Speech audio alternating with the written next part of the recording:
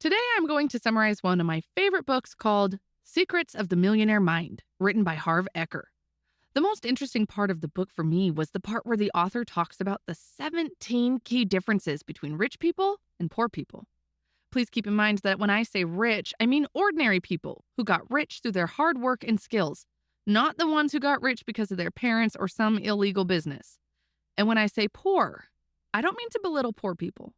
In fact, I have been poor most of my life. When I say poor, I refer to their mindset. The first difference: rich people think big, poor people think small. Have you ever been grocery shopping and spent several hours in several stores so that you can find the cheapest groceries to save 50 or 60 cents?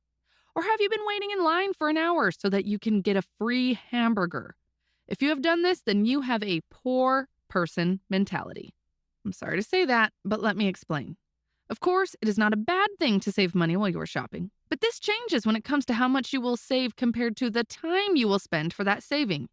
If you spend 1 hour to find the cheapest oranges so that you can save 60 cents, then the value of your 1 hour is 60 cents. Compared to this, rich people don't care about saving 60 cents. They understand the value of their time and constantly think about new things they can do so that the value of their 1 hour is equal to $6,000. The second difference: rich people choose to get paid based on results. Poor people choose to get paid based on time. Let me be open with you. No one cares how much effort you put into something. What they care about is the result. Your customer does not care that you have put hundreds of hours into developing a product. Do you think they will buy your low-quality product just because you have put a lot of effort into it? Of course not. What they care about is the result. If it is good, they will buy it even if you have spent a few hours on it. For example, you don't care how much effort and time I have put into this video. If the video is good, you'll keep watching. If not, you'll just click on another video. The fact that I have spent over 100 hours on this video is irrelevant. The fact that I made a mistake and because of that had to spend extra time is irrelevant. You really don't care about any of that. You would never say, "Let me watch this low-quality video because 100 hours work has gone into making it." It is about the result, not the effort or time spent. The author says if you want to know your true value, then work for the result, not the salary. Rich people believe in their value and in their ability to deliver results. Poor people don't, and that is why a steady salary is very important to them. Third difference: rich people think both. Poor people think either or. Poor people feel that there's not enough and you can't have everything. Rich people think there is plenty for everybody and you can have everything you truly want. Poor people believe in scarcity. Rich people believe in abundance. Do you want a successful career or a close relationship with your family? How about both? Do you want to focus on business or have fun and play? How about both? Do you want a blonde girlfriend or brunette? How about both? The last was a joke, but you got the point. Rich people always want both. Poor people always choose one. Poor people see the world as cake and believe that everybody will take a slice and the cake will be over soon. On the other hand, rich people see the world as an open buffet. Once something finishes, the waitress will add more and you can eat as much as you want. Poor people believe that they have to choose between money and other aspects of life. Do you have to choose between money and happiness? No, of course not. Money is important and happiness is important as well. You can have both. Many people have negative feelings about being rich. They think that becoming rich makes you evil. That is why they think they have to choose between being rich and being a kind person. So they choose to be kind and stay broke. You've probably heard someone saying, "That person really changed after he became rich," or "Money changed this person a lot." I believe that money does not change you. Money makes you more of what you already are. If you are a kind person, money makes you a rich kind person. If you like helping other people, money gives you the option to help even more people. On the other hand, if you are a jerk, money makes you a rich jerk. If you do evil things after you get rich, it means you are already evil. Having money just makes it obvious. Fourth difference: rich people focus on opportunities, poor people focus on obstacles. This is my favorite. Whenever I come up with some new idea, I share it with people to get some feedback. It's very rare to see someone who would acknowledge the problems regarding the idea, but at the same time focus on the opportunities it can bring. Almost all the time, I hear tons of people telling me how my idea will fail. And that is how poor people think. They constantly see obstacles, risks, and always focus on problems, while rich people focus on opportunities. Poor people make choices based on fear. Their minds are constantly scanning for what is wrong or what could go wrong in any situation. Their primary mindset is, what if it doesn't work? Or more often, it won't work. I'm not saying don't take care of problems. Of course, handle the problems as they arise, but don't let the fear and problems stop you. If you focus on the problems, you will get problems. If you focus on opportunities, you will get opportunities. It is a simple universal law. Fifth difference. Rich people associate with positive, successful people. Poor people associate with negative or unsuccessful people. Simply put, if you want to fly with the eagles, don't swim with the ducks. If your goal is to be rich, then study rich people. Hang out with rich and successful people and use them as a model. Do what they do, read what they read. There is a reason why they are rich. For example, if you want to create a successful YouTube channel, find the successful channels in your field and study what they do. Study what type of content they create, how long their videos are, what kind of style they use. If you take the exact same actions and have the exact same mindset, chances are you will get very similar results. When I give this advice, people get very angry and they say, so you want me to just copy other people? You want me to be unoriginal? You want me to just steal other people's work? No, I'm not saying any of that. For some reason these days, people want to be Mark Zuckerberg and invent the next Facebook. If you are an ordinary person like I am, then you have a better chance of succeeding by modeling successful people, and that does not mean you are unoriginal. For example, if you decide to create the summary of the exact same book I am summarizing now, use the exact same animation format that I am using now, use the exact same background music, your content will still be unique because you have a unique voice. You have a unique way of explaining things. Even if you do the same thing, your content will still be different than mine. By the way, you've probably noticed that there are already many channels that are doing the exact same thing that I'm doing.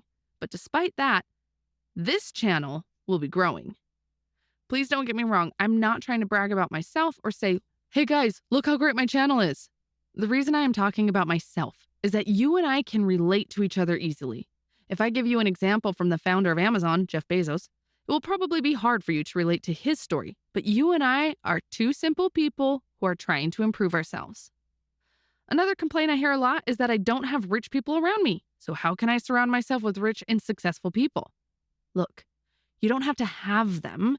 You can simply find successful people and read their books or watch their videos.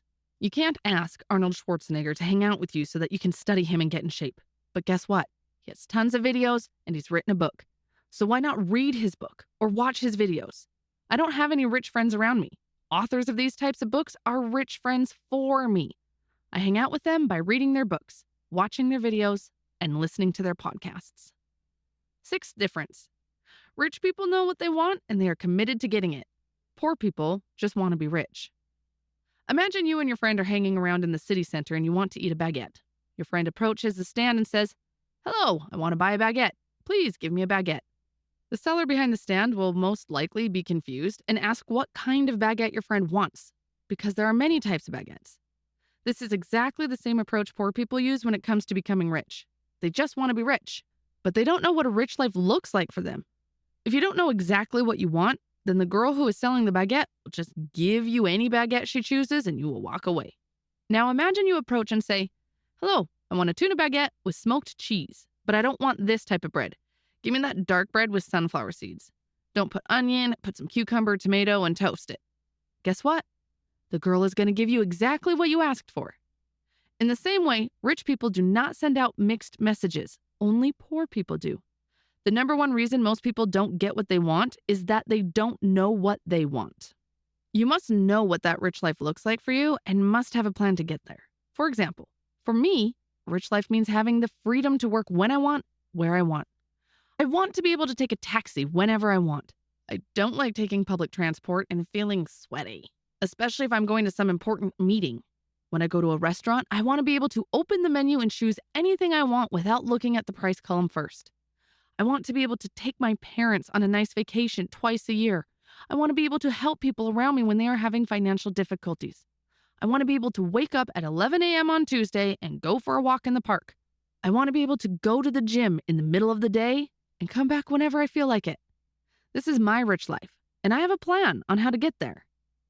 Difference number 7. Rich people are willing to promote themselves and their values.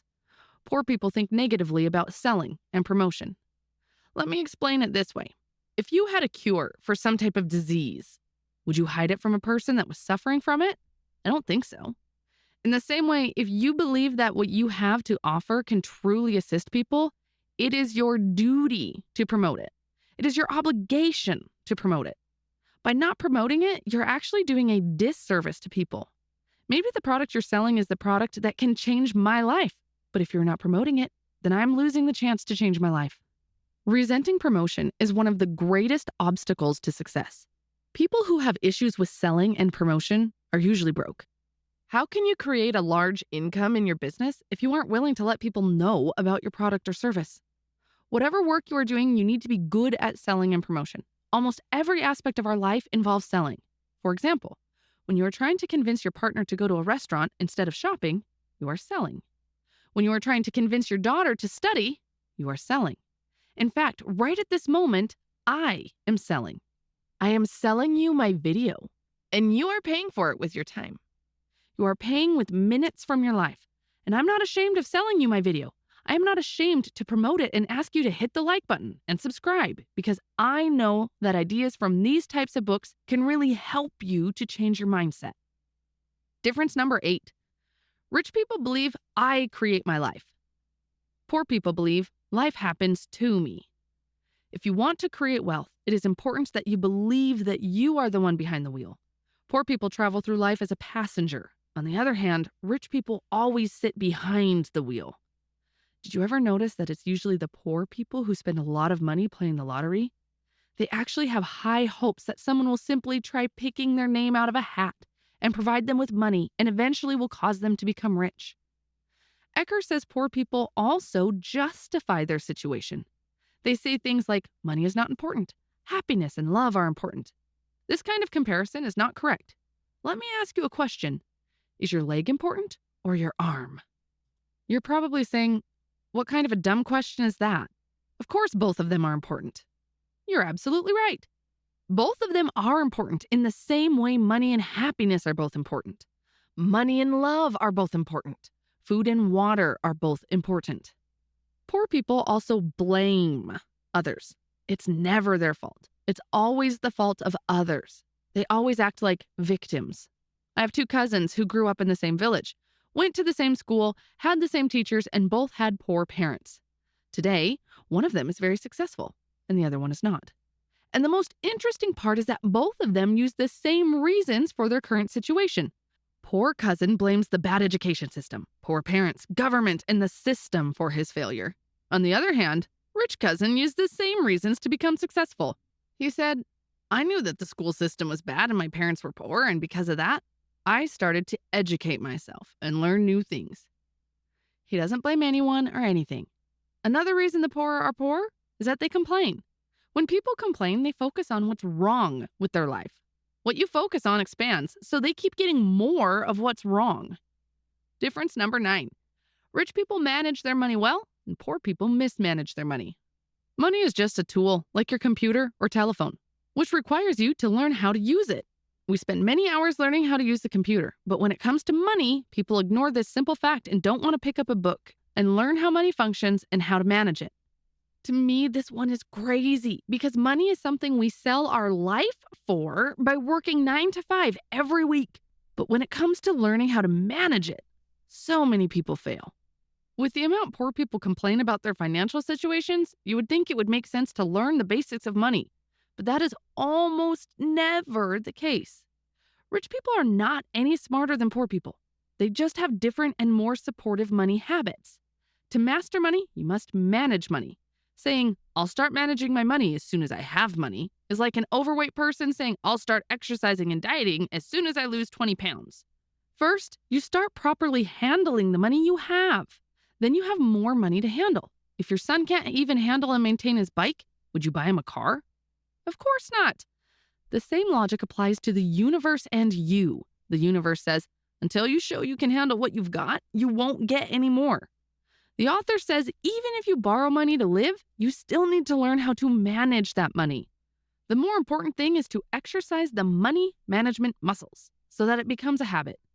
Building the habit first is very important. For example, if your goal is to go to the gym every morning so that you can do squats with 100 kilos, you first need to learn how to lift a 1 kilo blanket before lifting a 100 kilo weight. If you don't have the habit of lifting the blanket and getting out of bed, then there is no way you would reach your goal.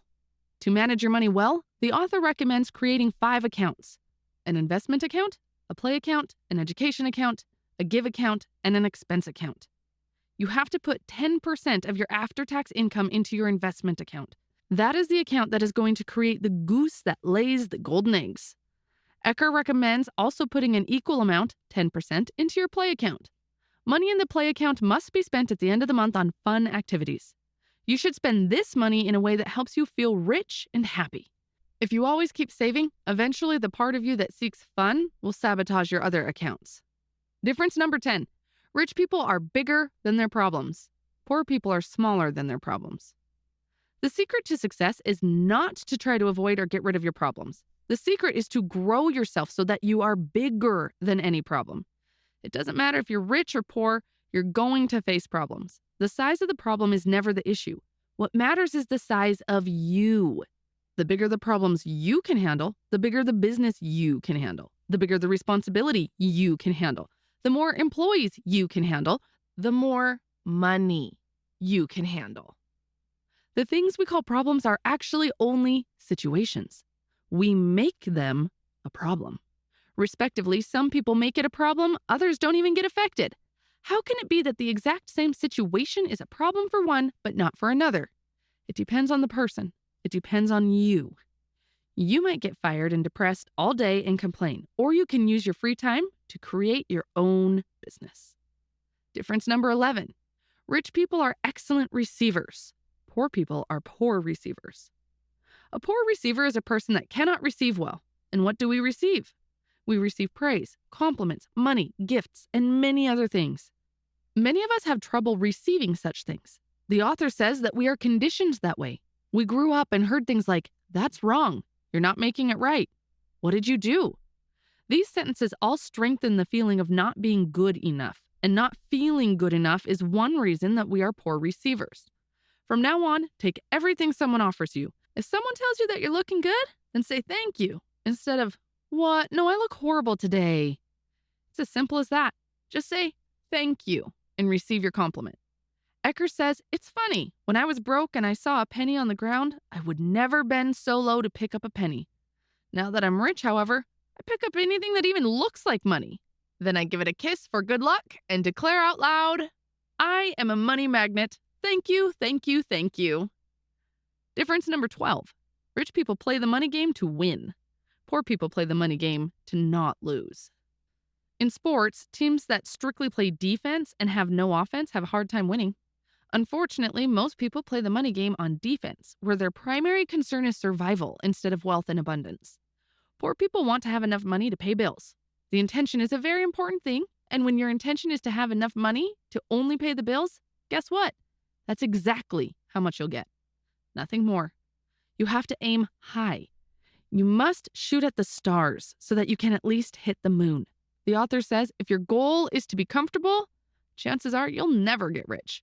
But if your goal is to be rich, you'll end up very comfortable. Difference number 13. Rich people have their money work hard for them. Poor people work hard for their money. Ecker says, I agree that you do have to work for your money, but for rich people, this situation is only momentary. For poor people, it's unending. Rich people believe that for your money to work hard and take your place, you have to work hard first. They also know that the more your money works, the less amount of work you will have to do. The first objective should be to become financially free as soon as possible. Ecker defines financial freedom in a simple way. Financial freedom is the ability to live the lifestyle you desire without having to work or rely on anyone else for money. And how is that possible? You need passive income. In short, you become financially free when your passive income exceeds your expenses. Many people can't differentiate between being rich and being financially free. They think that first, you need to be rich to be financially free. But that's not true. Financial freedom comes first because it's easier and faster to do. Let me ask you a question. Is it easier to climb a ladder that has only 10 steps or a ladder that has 1,000 steps? Of course, the 10-step ladder is easier, right? By using this analogy, we can say that becoming financially free is like climbing the 10-step ladder, and becoming rich is like climbing the 1,000-step ladder. First, try the easier goal and be financially free. Once you have the passive income coming and you don't have to work for anyone, then you can use this free time to become rich. Ecker says in his seminar, one of the students realized that if she simply rented her flat and moved to a cheaper place, her passive income from the rent would be enough to cover all her expenses. Plus, she could even save some money. And that's exactly what she did. She rented her flat, moved to a cheaper and more exotic place, and became financially free. Only then she started building her business and becoming rich. So first, focus on the 10-step ladder and creating enough passive income so that you don't have to work for someone. Once that's done, then you can think about the rest. There are two primary sources of passive income. The first is money working for you. This includes investment earnings from financial instruments such as stocks, bonds, or other assets that appreciate in value. The second major source of passive income is business working for you. This entails generating ongoing income from businesses where you do not need to be personally involved for that business to operate and bring you income. The simplest example of this can be real estate. Difference number 14. Rich people focus on their net worth, poor people focus on their working income. When it comes to money, the common question that people ask is, how much do you make? The question, what is your net worth, is rarely heard. A small number of people talk this way. Wealth is measured by net worth and not by working income. It has always been like that and always will be. To find out your net worth, all you have to do is add up the value of everything you own, along with your cash and investments like stocks, bonds, real estate, the present value of your business if you have one, as well as the value of your residence if it is your own, and then subtract everything you owe. Net worth is considered the ultimate measure of wealth because, if required, what you own can be turned into cash. After you calculate your net worth, draw a vertical line on a page. Put 0 to the bottom of the line, and to the top of the line, write your desired net worth. Let's say $1 million. Once you have done it, put your current net worth on this line and see how far you are from your desired amount. From time to time, let's say every month or every quarter, check this line and update it accordingly. Even if right now you are at 0 or in the minus, I would still recommend doing this exercise because what gets tracked gets improved. Difference number 15. Rich people act despite fear. Poor people let fear stop them. In the book, Ecker talks about the manifestation formula. According to this formula, thoughts produce feelings, feelings then lead to actions, and actions lead to results. For example, you think about a donut, then it creates a feeling of craving for the donut, and then you stand up and go to the shop to buy a donut. If this process constantly repeats, you gain weight. Thoughts and feelings are part of your inner world. Becoming overweight is part of your outer world. Action is the bridge between the inner world and the outer world. If there is no action, then your thoughts and feelings about being rich are useless. Many people read these types of books to be rich, but most of them don't take action and apply what they learned. It's not about how many books you read. It's about how many books you apply in real life. Reading but not taking action is like watching the picture of the girl you like on Facebook all day instead of going and talking to her face to face. If action is such an essential role in achieving success, then what is keeping us from taking these actions? Fear. Fear, doubt, and worry are the most common barriers, not only to success, but also to happiness. One of the biggest differences between rich and poor people is that the rich are still willing to act even if they feel fear, even if they are uncomfortable. Poor people, on the other hand, allow fear to stop them. They don't want to feel uncomfortable. If you are only willing to do what is comfortable, life will be uncomfortable. But if you are willing to do what's uncomfortable, life will be pretty comfortable. Fear and discomfort should not stop you. Fear is a product of the mind. Your mind is a fear detector, not a success detector. The moment you start doing something uncomfortable, your mind will show you tens of horrible cases to stop you. Our mind is the greatest horror script writer. Training and managing your own mind is the most important skill you could ever own. If you want to learn how to control your mind, I would recommend starting to meditate and reading a book called The Power of Now, which I have also summarized on this channel. There is also a video about managing your fears, which I covered when I was summarizing the book called The Magic of Thinking Big by David Schwartz. I will put links into the description for both videos. Difference number 16. Rich people constantly learn and grow. Poor people think they already know. Ecker says that the three most dangerous words are, I know that. The question is, how do you know that you know something? Here's the answer. If you live it, you know it. Otherwise, you heard about it, you read about it, or you talk about it, but you don't know it. Frankly, if you are not rich and happy, there's a good chance that there's still a lot of things you can learn about money, success, and life. Consider this. If you're not as successful as you'd like to be, there's something you don't know. If you are not rich, it means that there are a lot of new things that you need to learn and apply. If you keep doing what you've always done, you'll keep getting what you have always got. Difference number 17. Rich people admire other rich and successful people. Poor people resent rich and successful people. When I was in high school, there was a very rich man, and whenever I saw him passing through our neighborhood with his new Mercedes, I could hear many negative stories about his luxurious life. Whenever I asked around if they knew what he did for a living, no one was able to give me a precise answer, but almost everyone assumed that what he was doing was some criminal work and that he was evil. Several years later, I had a chance to talk to this person when I was doing my internship, and I learned that most of his childhood had passed in poverty, which motivated him to work harder, and eventually he became a CEO. After knowing this person and hearing his life story, I realized that poor people often look at other people's success with resentment, jealousy, and envy. This was the last difference. Please put your favorite idea or lesson from this video into the comments section. If this video helped you even just a little bit, don't forget to hit the like button. It helps the channel a lot and motivates me to summarize more books. Thanks for watching.